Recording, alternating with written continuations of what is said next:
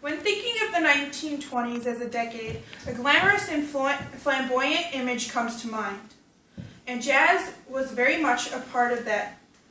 All subgenres of jazz influenced the culture of the 1920s, and Dixieland Jazz was one of those. Jazz is a lively genre of music, and Dixieland is no different. What do you think made this genre a key in carving out the 1920s culture? What is Dixieland Jazz? Well, highered.mheducation.com tells us that it is a subgenre of jazz which contains complex rhythms with trumpeted melody played with improvisation, which is collective instrument solos just playing improvised all at once. It was started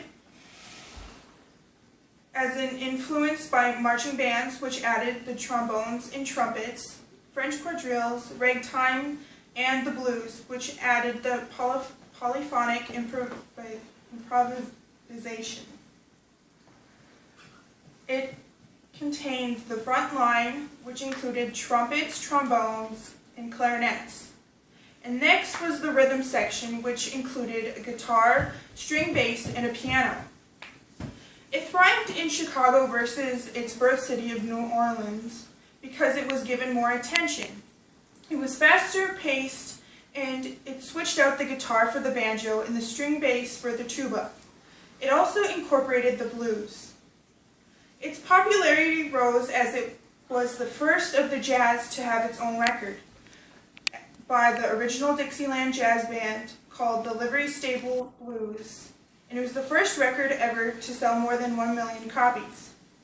It also gave popularity to the cornet as it showcased cornet duets, and it boosted Louis Armstrong's career.